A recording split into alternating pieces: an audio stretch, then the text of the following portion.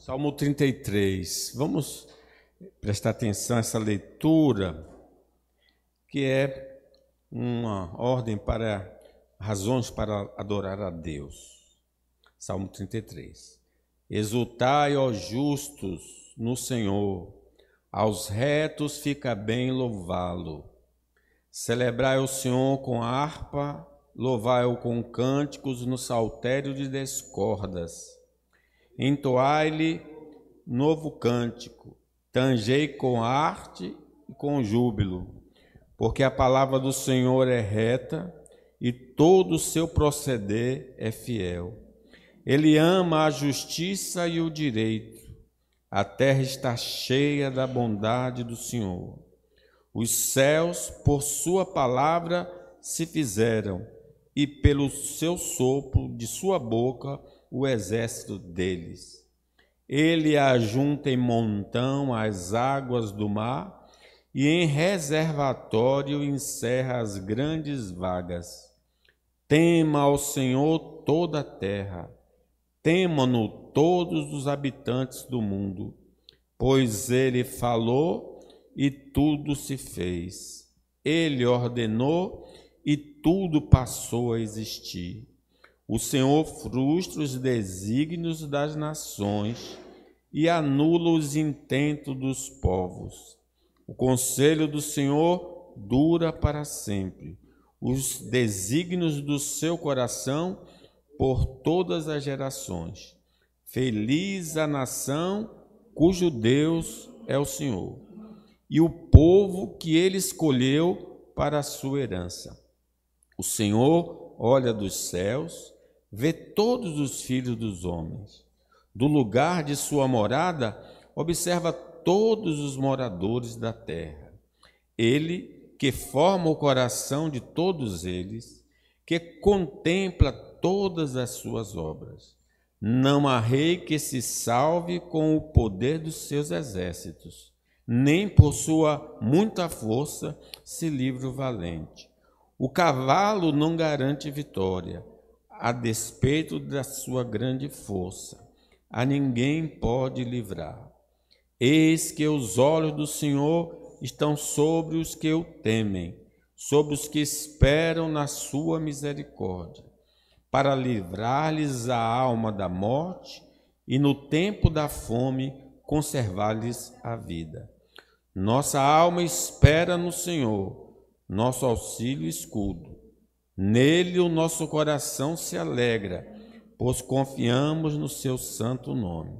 Seja sobre nós, Senhor, a tua misericórdia, como de ti esperamos. Amém. Meus irmãos,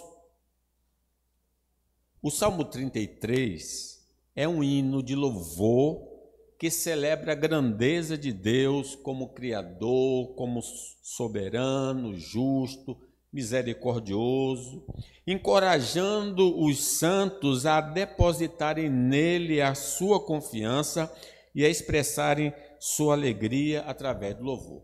Na verdade, são incentivos que nós encontramos no Salmo para prestar culto a Deus, para adorar a Deus. Porém, a ignorância de quem Deus é tem sido um dos motivos do cristão abandonar e não valorizar o culto ao Senhor, seja ele público, como este culto, ou particular. Nós não conhecemos claramente a Deus, ou as informações que temos só estão na mente, mas não alcançou o coração. Quando não há essa harmonia entre o coração e a mente, então nós não temos muita disposição para adorar a Deus, seja em culto no lar, seja em culto público. Para então adquirir o conhecimento, para restaurar o conhecimento e para ampliar o conhecimento de Deus, necessitamos examinar as Escrituras. É ela que revela quem Deus é. Então, essa meditação diária, contínua na palavra de Deus, vai nos dar uma visão de quem Deus é, e sabendo assim, nós vamos ter muitos motivos para adorar o Deus na beleza da sua santidade. Não devemos também esquecer que o desconhecimento ou o esquecimento das obras salvadoras e das obras da graça comum tem esfriado o nosso coração para adorar a Deus e nos feito fazê-lo de maneira displicente. O que é que Deus fez na sua vida? Será que você seria capaz de contar? O hino diz: conta muitas bênçãos, dize de uma vez, e verá surpreso o quanto Deus já fez. Mas a gente tem uma memória muito curta, esquece facilmente o que Deus tem feito. Então eu esqueço o que Deus tem feito na atualidade e me esqueço do que Deus já fez. E isso então não me incentiva, não me motiva a adorar ao Senhor. Porém, no livro de Deus encontraremos essas obras da graça comum, da graça especial, de maneira abundante. Além disto, o ar, a água, as vestes, o alimento, a morada, os talentos, o trabalho, a família e outros demonstram o trabalho atual do Senhor, nos tornando indesculpáveis no relaxamento do serviço à adoração. O salmista via essa graça e dizia: que darei ao Senhor por todos os seus benefícios para comigo. Então, eu preciso saber quem Ele é, eu preciso ver o que Ele está fazendo para ter esse ânimo para adorar a Deus. Então, este salmo nos reacende a vontade de adorar a Deus, nos revelando razões para este serviço. Nós vimos então, e eu não vou falar agora, o que cai bem ao crente é louvar a Deus. E a primeira razão foi dada na outra mensagem, que é louvar a Deus pela sua fidelidade. Deus é fiel. O que Ele promete, Ele cumpre. Agora, nesta noite, eu gostaria de falar outra razão para louvar a Deus. Louvai a Deus pelas obras de sua criação. Vamos ver o verso 6? Os céus, por sua palavra, se fizeram, e pelo sopro de sua boca, o exército deles. Ele ajunta em montão as águas do mar, e em reservatório encerra as grandes vagas. Tema ao Senhor toda a terra, temam-no todos os habitantes do mundo, pois Ele falou e tudo se fez. Ele ordenou e tudo passou a existir. No princípio, criou Deus os céus e a terra. Eu preciso lembrar dessa grande verdade. A origem de tudo reside unicamente em nosso Deus. Nada tem existência fora dele. Foi pela palavra do seu poder que as coisas vieram a existir. Gênesis deixa muito claro, disse Deus: haja luz, e houve luz. Ele falando e as coisas acontecendo. Foi pela palavra do seu poder que as coisas vieram a existir. A sua palavra é fiel, mas também poderosíssima. Versículo 6 diz: os céus, por sua palavra, se fizeram, e pelo sopro de sua boca, o que ele falou, o exército deles, as estrelas, o sol, a lua. Essa mesma palavra que criou o primeiro universo vai criar o novo universo para que os santos vivam em perfeita paz e harmonia por toda a eternidade. Que João disse: eu vi um novo céu e uma nova terra. E ali Isaías diz o Senhor: eu crio novos céus e nova terra. Então, foi pela palavra que o Senhor determinou o papel de cada coisa criada. O sol para presidir o dia, a lua e as estrelas para presidirem a noite. Infelizmente, somente o homem e alguns anjos se rebelaram contra o Deus Todo-Poderoso. Aos anjos infratores, Deus condenou a escuridão eterna. Então, com exceção do homem e alguns anjos, toda a criação continua fazendo aquilo para o qual Deus determinou. Porém, alguns anjos caíram e Deus, então, encerrou esses anjos em escuridão, em prisões eternas para o dia do juízo. O homem também foi condenado, mas Deus em Cristo está dando a oportunidade, pela pregação do Evangelho, a chance de se reconciliar com Deus. Lembra que o Senhor disse: tu és pó e ao pó voltará. Mas Jesus também disse: eu vim buscar e salvar o que se havia perdido. Então é através de Cristo nós podemos voltar. Os anjos que caíram não, mas os homens podem ainda voltar a Deus. Vamos então, irmãos, nos reconciliar com Deus. Esse é o objetivo maior, o homem ter comunhão, amizade com Deus, o Criador de todas as coisas. Se crermos, veremos a glória de Deus. Foi isso que o Senhor disse a Marta, né? Que possamos responder a esse chamado com um coração contrito e cheio de fé, buscando a reconciliação com o nosso Deus e vivendo na expectativa da manifestação da sua glória.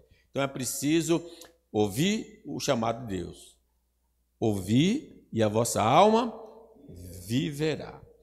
Deus pôs, irmãos, limites a todas as coisas criadas. Versículo 7 diz, olha, ele ajunta em montão as águas do mar e em reservatório encerra as grandes vagas. Então o mar tem seu limite, né? Deus colocou um limite para o mar.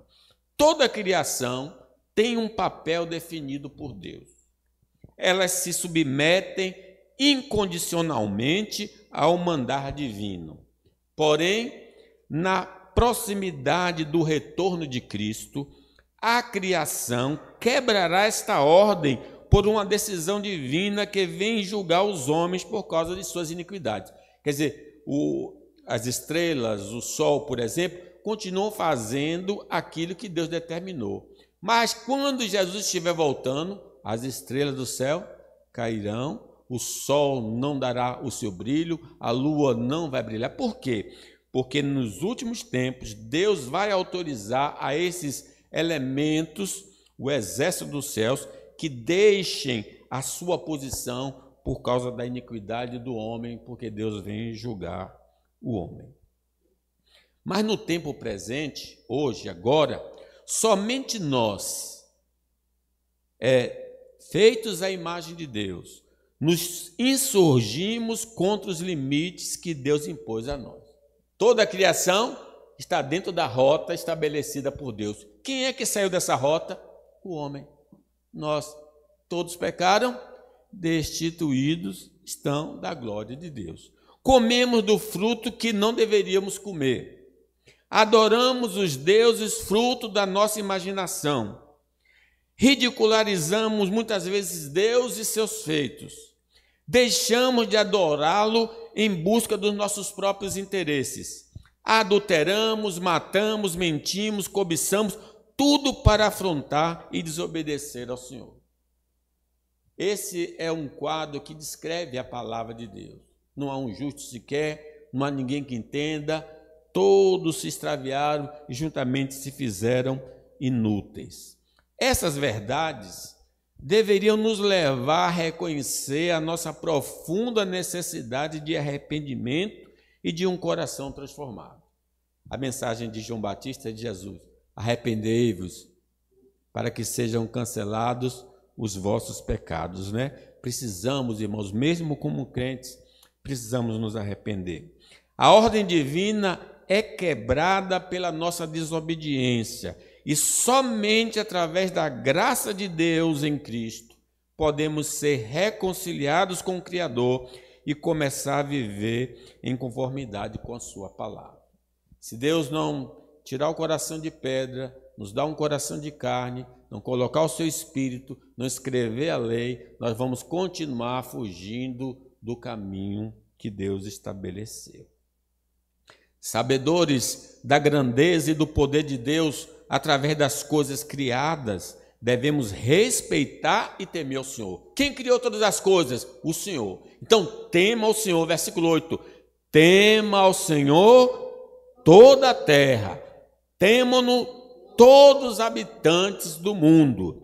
No contexto bíblico, o temor do Senhor é um misto de profundo respeito, admiração, reverência e reconhecimento de sua santidade e justiça.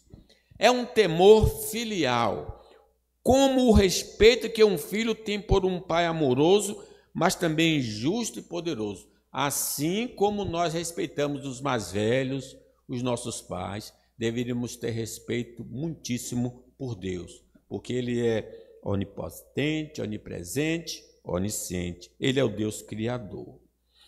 Quando tememos a Deus de verdade, nos submetemos à sua palavra revelada na Bíblia Sagrada. Sim, as minhas ovelhas ouvirão a minha voz e me seguirão.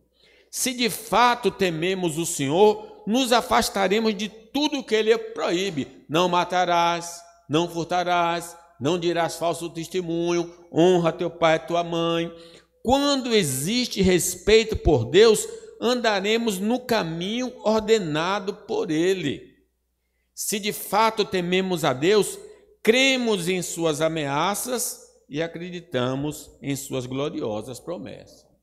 Acreditamos que há um inferno para os desobedientes e há um céu para aquele que crê em Jesus como Senhor e Salvador. Em resumo, o temor do Senhor é a base para uma vida de fé autêntica. É a base para uma vida de fé autêntica e um relacionamento profundo com Deus. Ele nos leva à obediência, ao respeito e à confiança em suas promessas, moldando o nosso caráter e direcionando nossos passos. Então, a gente percebe quando o homem teme a Deus. O homem que teme a Deus faz o que Deus deseja, o que está revelado na palavra do Senhor. Em quarto lugar, que é na sequência da mensagem, né? Louvai a Deus pelo seu governo sobre as nações. Versículo 10 a 12. O Senhor frustra os desígnios das nações e anula os intentos do povo. Os conselhos do Senhor dura para sempre. Os desígnios do seu coração por todas as gerações. Feliz a nação cujo Deus é o Senhor, e o povo que Ele escolheu para a sua herança. Salmo 24 diz: do Senhor é a terra e tudo que nela se contém. Continua outro salmo: o Senhor reina, o Senhor governa, o Senhor está governando o município, está governando o estado, está governando a nação. O Senhor reina. O governo da terra, irmãos, pertence somente a Deus. O Senhor disse a Pilatos: nenhum poder teria se do alto não lhe fosse concedido. As autoridades das nações são constituídas pelo Senhor como mordomos e devem administrar com justiça, porque toda autoridade vem de Deus e não há autoridade que não tenha sido levantada pelo Senhor. Eles são chamados para este fim e devem exercer esse ministério de maneira que agrade a Deus. Isso implica que o seu poder e autoridade são delegados e que eles têm a responsabilidade de administrar com justiça, seguindo os princípios de Deus. Sua função, a função dessas autoridades, é servir ao bem comum e refletir a justiça de Deus em seu governo. Cabe a toda pessoa que tem liderança em casa, na igreja, no estado, fazer tudo de acordo com a vontade do Senhor. Os líderes humanos podem tomar decisões, mas se não estiverem de acordo com os decretos de Deus para aquela nação, para aquele estado, para aquele município, Deus, Ele deixará de ter sucesso. Versículo 10 aí diz: olha, o Senhor frustra os planos das nações e anulam os intentos dos povos. Então, eles planejam, mas se não tiver de acordo com o que Deus decretou, não vai andar, não vai prosperar. Deus, como soberano da terra, levantou, por exemplo, os assírios para destruir o reino do norte e ordenou a Nabucodonosor que esmagasse o reino do sul. Quem mandou isso acontecer? Quem que ordenou que isso acontecesse? Deus, porque é o governador. Deus também não permitiu que o povo que retornou do cativeiro babilônico tivesse sucesso em seus empreendimentos, por não priorizarem a reconstrução do seu templo. Ageu fala sobre isso, né? Eles trabalhavam e não tinham sucesso porque eles abandonaram a casa do Senhor. Deus reina soberanamente sobre as nações. Na economia divina, ele concede até ao homem perverso de reinar. Talvez você pergunte, pô, Senhor, mas aquele homem não é tão perverso assim? Mas Deus colocou ele no poder. É interessante, tem esse episódio no Antigo Testamento, quando Eliseu está com aquela crise de morrer, aí você disse, não, vá, chame Eliseu para ocupar o seu lugar, vá, unja Azael para ser rei da Síria. Esse Azael, quando aí já Eliseu encontrou com ele, porque o rei da Síria estava enfermo e mandou perguntar ao profeta Eliseu se ele ia ficar curado da doença. Aí o profeta disse, olha, Deus me disse que ele vai ficar curado, mas ele vai morrer. Aí em seguida, Eliseu, olhando para Azael, disse, ele chorou, ele ficou olhando para Azael, de repente ele chorou. E o homem perguntou, por que o senhor está chorando? Porque eu estou vendo o mal que você vai fazer ao povo de Israel. Porque Deus me disse que você vai reinar. E que você reinando, você vai fazer isso aqui. Poxa, Deus mandou ungí-lo. Porque nosso Deus governa. Isso não significa que Deus aprove suas ações, mas que Ele pode usar essas situações dentro do seu plano maior, seja para juízo, para provocação ou para outros propósitos divinos que nem sempre compreendemos completamente. Não sabemos porque muitas vezes Deus coloca o homem perverso para reinar. E o uso insensato e abusivo do poder por parte do homem perverso vai levá-lo a sofrer o castigo de Deus pela sua má administração. Judas recebeu o poder de ser apóstolo, mas para onde ele foi no fim? Para o inferno, porque não usou devidamente o poder que Deus havia lhe conferido. Como em alguns países o povo tem autoridade de eleger suas lideranças, ele será o único culpado das desgraças que o mau agente público trouxer à nação. Então o povo não pode se queixar do governo que tem, porque nós é que colocamos eles no poder. Sim, quando eu digo nós, não independente de que você votou, porque a maioria votou num determinado cidadão e eles estão no poder do município, do estado e da federação. Então, quem botou lá, em tese, fomos nós, porque Deus nos deu essa autoridade através do voto. Então, se alguém tem de se culpar, culpe-se a si mesmo por ter votado errado, né?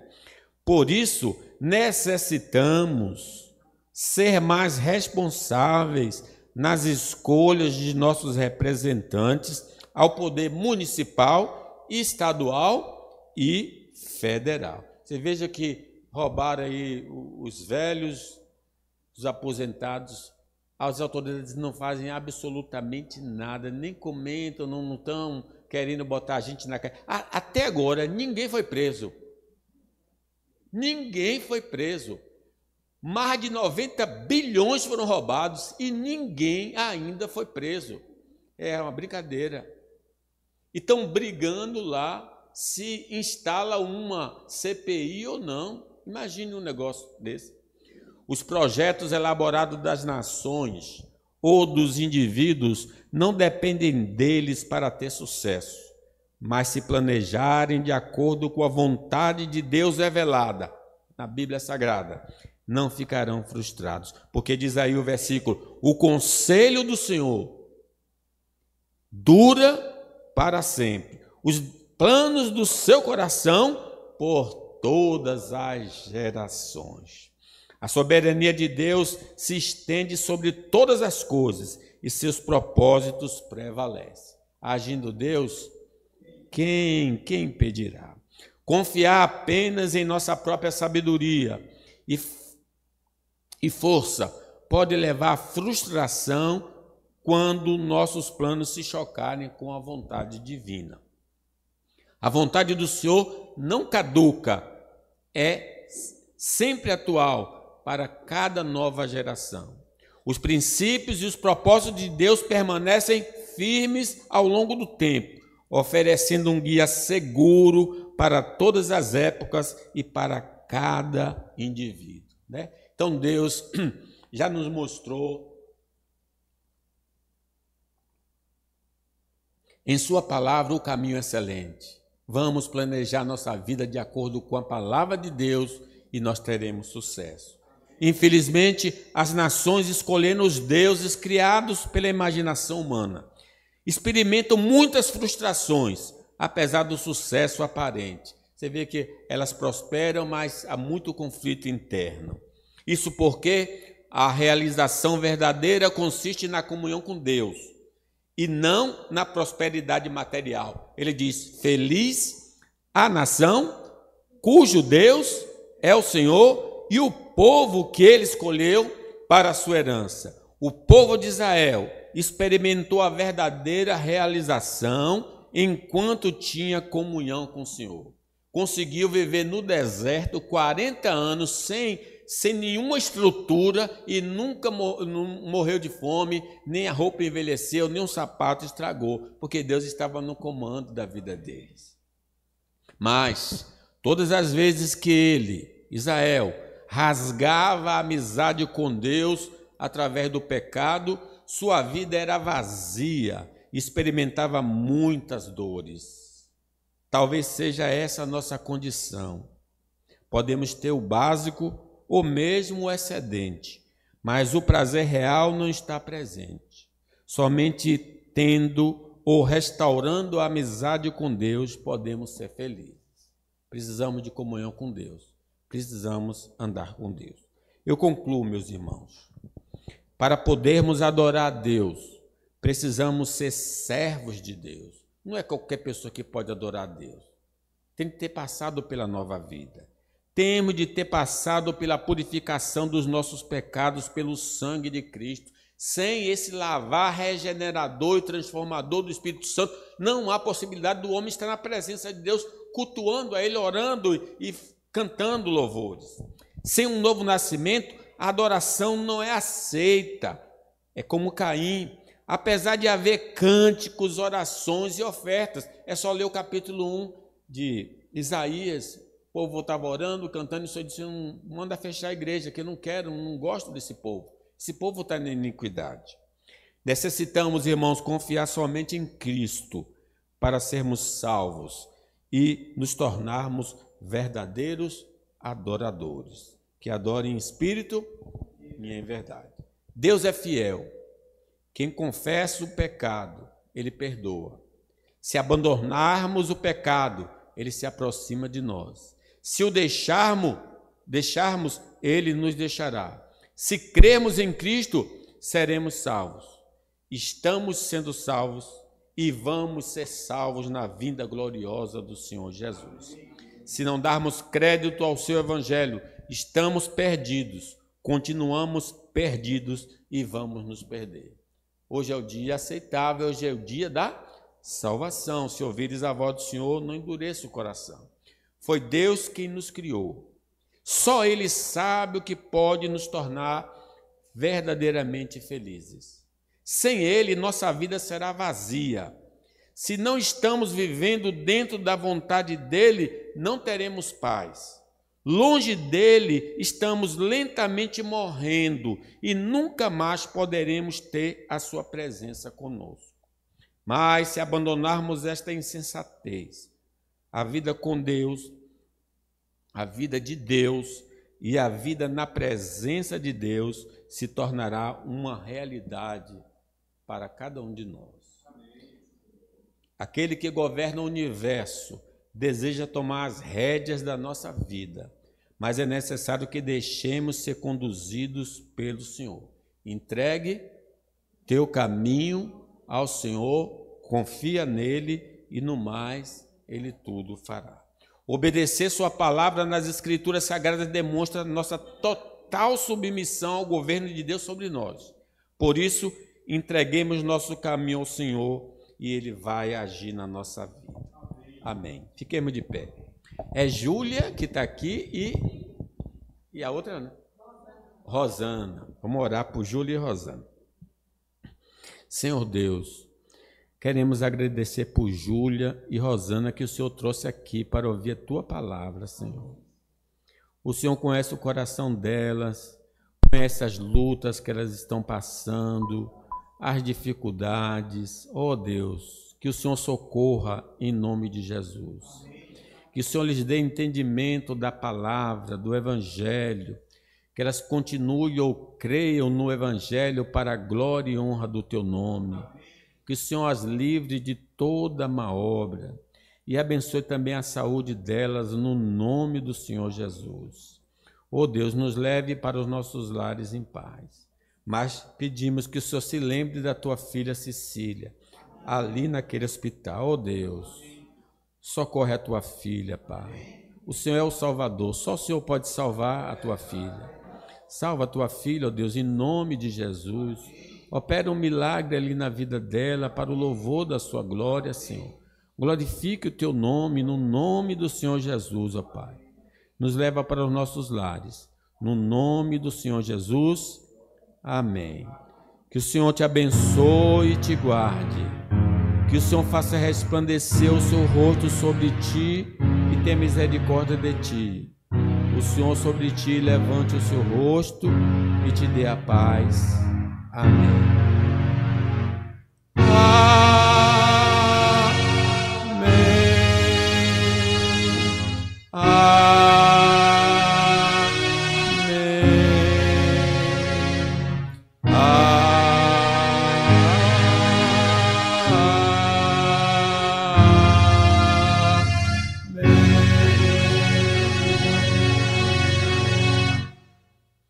Lembrando, tragam muitas panelas cheias, não vazias, cheias.